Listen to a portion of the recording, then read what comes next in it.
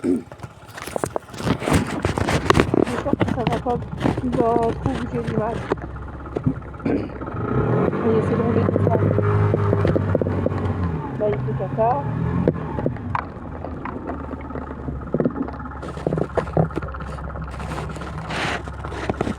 L'ombre, ah oui, l'ombre c'est les gens. Donc là ils sont en train de passer les gens. Et vous allez voir qu'ils vont me suivre avec le scooter. Je roule pas trop vite parce que si je dois voir sans que l'image elle prenne.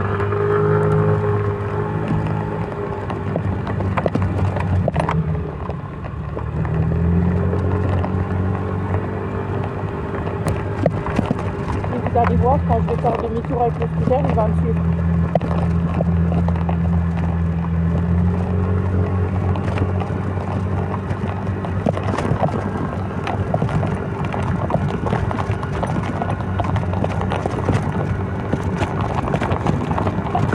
Là il faut courir loin parce que le parc il est très très grand.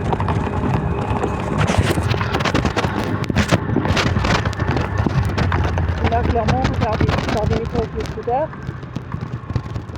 Il va me suivre, regardez.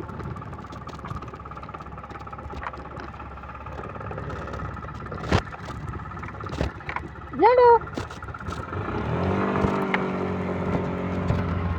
Et par contre il faut que je mette l'image en sens arrière. Et le problème c'est qu'avec ce téléphone je sais pas comment on fait. On peut faire comme ça.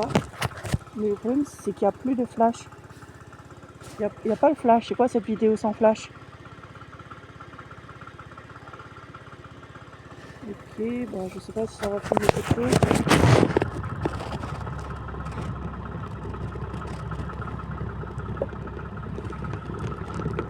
Derrière.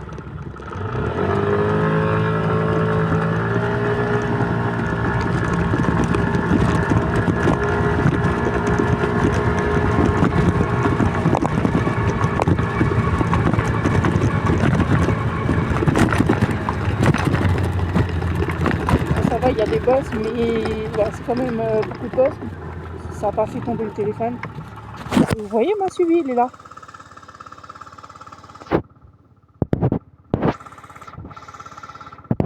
Au moins, ce qui est bien avec le scooter, c'est que je vais à sa vitesse. C'est bien pour l'amener courir. Je peux le suivre et voilà, en même temps, je peux lui faire du sport. Et sans laisse, c'est ça qui est cool. En plus, il faut que je lui achète un nouveau harnais parce qu'il est cassé son harnais. Parce qu'il y a un monsieur qui l'a tiré, il a cassé le harnais. Et il faut que je lui achète la nouvelle muselière,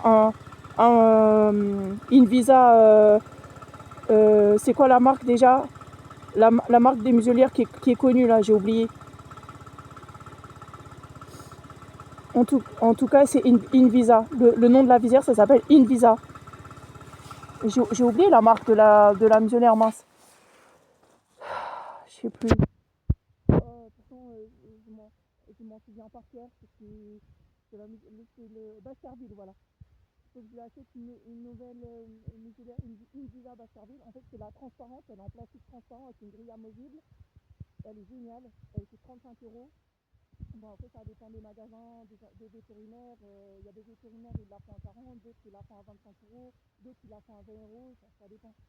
Et après, le harnais le moins cher, c'est 35€ au 100. Et après, la laisse, il faut prendre une laisse en métal qui supporte 30 kg, celui c'est 30 kg. Ça coûte 40-50€. Donc, ouais, il y en a pour un petit budget, quoi. Que j'ai pas sans travail et malheureusement, j'ai perdu une opportunité dans mon souci dans ma vie à régler. Vraiment, je suis dégoûtée. Parce que la livraison, c'est vraiment juste pour manger, quoi. C'est pas ça qui paye mes factures, c'est pas ça qui... Pour le reste, je fais la manche, quoi. Clairement, j'ai pas de solution, même avec les assistantes sociales et tout. Puis même moi, j'ai envie de faire un métier qui me passionne. J'ai pas envie de faire un métier qui me donne pas envie de me lever le matin. Moi ma passion, c'est les animaux. Ça, je passe H24 ma vie avec les animaux. J'ai des poils de partout. Je respire animaux, je vis animaux, je dors animaux, je pense animaux. J'aurais dû faire vétérinaire. Et sinon, toiletteur canin. Moi, franchement, passer mon temps H24 avec des animaux, pour moi, c'est pas un travail, c'est une passion. J'aurais trop aimé être toiletteur à mon compte et m'occuper de mes animaux, avoir mon local et toiletter les animaux des gens et tout, ou travailler pour un toiletteur canin. Mais le problème, c'est que je sais pas comment expliquer au patron que je suis passionnée, je suis sérieuse, et que j'ai des petites choses à régler, et voilà, et que le patron, faut pas qu'il le prenne mal. Ce serait bien que le patron me donne ma chance. En fait, il faut un patron un petit peu souple. Pas souple dans le sens pas sérieux et pas professionnel, pas ça, mais dans le sens un peu de psychologie. Comme si, par exemple, il s'occupait de quelqu'un de handicapé,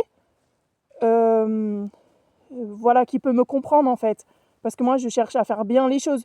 Par exemple, je peux travailler 4 jours par semaine et, par exemple, le jeudi et le vendredi, ne pas travailler pour gérer mes démarches administratives, mes petits soucis et tout ça, et travailler, par exemple, le samedi, lundi, mardi, mercredi, jeudi, par exemple, à plein temps.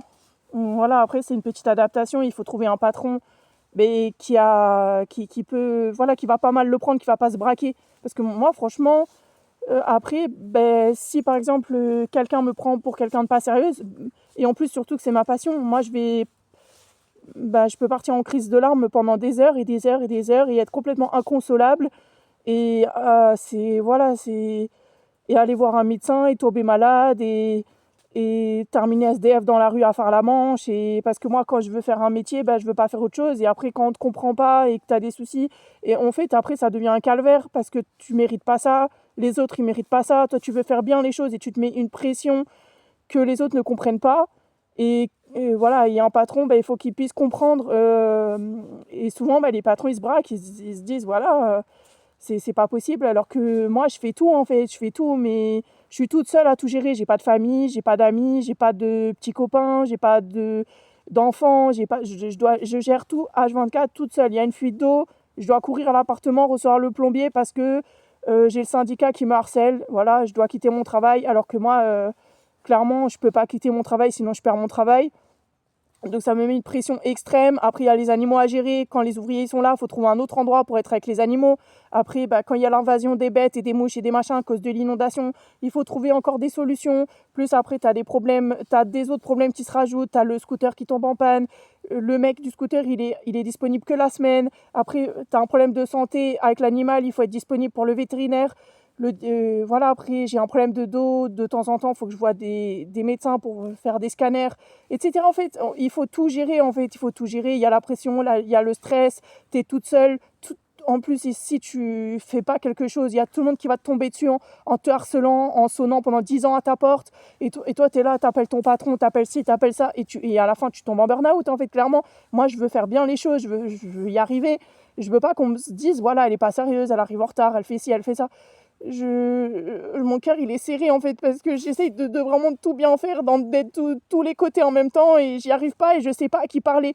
T'appelles la mairie, il t'envoie balader, t'appelles le syndicat, il t'envoie balader, t'appelles la police, il t'envoie balader, t'appelles le bailleur, il t'envoie balader. Le bailleur il a qu'à être là dans l'appartement pour moi j'aimerais bien qu'on me décharge. Il y a des trucs, l'assistance sociale pareil, elle t'envoie balader. Moi il y a des choses que j'aimerais bien être déchargée en fait parce que je peux pas absolument m'occuper de tout. Quand tu as un appel des impôts en pleine journée et que toi, tu es au travail et que tu dois répondre au téléphone, tu crois que ton patron, il va accepter ça? Et que tu dois lui dire que pendant 1 heure, tu dois être en ligne avec le service des impôts. Mais non, c'est pas possible, en fait. Il y a des choses, j'aimerais être déchargée, qu'on me décharge pour que je puisse avoir une vie professionnelle normale, en fait. Parce que sinon, je laisse tout tomber. Je m'occupe que du travail. Mais si je m'occupe que du travail, je m'occupe pas du reste. Donc ça veut dire que je vais terminer SDF, je vais perdre mon logement, je vais tout perdre. Donc c'est soit, en fait, j'ai un logement, soit j'ai un travail. Je sais plus quoi faire. Je suis entre les deux, en fait. Je dois tout gérer. C'est comme si je devais porter 2 murs qui se referment sur moi et tenir les 2 murs en même temps alors qu'ils font 300 kilos et que moi, je fais que 70 kilos. Voilà, c'est ça, en fait. Ma situation, elle est d'une extrême gravité. Et je ne sais pas s'il y a d'autres gens qui vivent la même chose. Et encore, si j'avais des enfants, ça serait 1000 fois pire. Parce que je ne sais même pas comment je ferais pour les amener à la crèche, pour gérer. Parce que moi, je suis toute seule. Je n'ai pas les grands-parents pour les amener, les parents, la famille, les oncles, les cousins, les tantes. J'ai personne. J'ai zéro famille, zéro ami, zéro petit copain. Je suis isolée totale. Je gère tout toute seule avec mes problèmes d'argent parce que j'ai pas d'argent sur mon compte. Donc, dès qu'il y a un problème, genre la dernière fois, je me suis retrouvée avec la clé coincée derrière la serrure. J'ai appelé les pompiers, personne ne m'a aidé. J'ai appelé la police, personne ne m'a aidé. J'ai expliqué que j'avais pas 1000 euros, qu'il y avait mes animaux derrière la porte. Au final, on a réussi à trouver quelqu'un qui travaille au black, qui a réussi à nous monter une échelle, voilà, discrètement. en nous disant de nous taire. On l'a payé 200 € en liquide. Voilà, mais s'il n'y avait pas eu cette personne, j'aurais jamais pu rentrer chez moi. Et encore, heureusement que j'avais mes fenêtres ouvertes. C'est quand même grave la situation. Le moindre truc en France, c'est tu claques ta porte, c'est 1 000 €. Le plombier, c'est 1 000 €. Moi, je peux pas, en fait. Je peux plus suivre. Donc, à un moment, je vais terminer dans la rue. Surtout qu'en plus, pour gérer sa vie, il faut avoir de l'argent. Pour avoir de l'argent, il faut avoir un travail. Pour avoir un travail, il faut être disponible H24. Et comment tu es disponible H24 si tu as tout ça à gérer? Donc comme tu as tout ça à gérer, du coup, tu perds ton travail, tu n'as pas d'argent, tu te retrouves dans la rue. Enfin, c'est un cercle vicieux, en fait, c'est un engrenage. Donc, à part avoir un patron avec qui tu peux clairement être en bonne entente et lui expliquer que tu es vraiment une fille bien, sérieuse, motivée, professionnelle, passionnée. Voilà, que tu peux vraiment lui dire que toi, cette situation, t'en veux plus, que vraiment tu veux qu'on te sorte de là-dedans, tu veux que le patron il soit fort mentalement pour te sortir de là-dedans.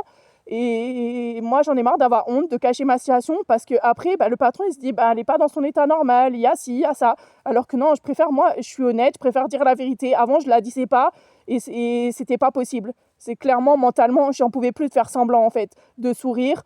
Les patrons, ils ont le droit de savoir parce qu'on dit, oui, au travail, il ne faut pas raconter sa vie privée.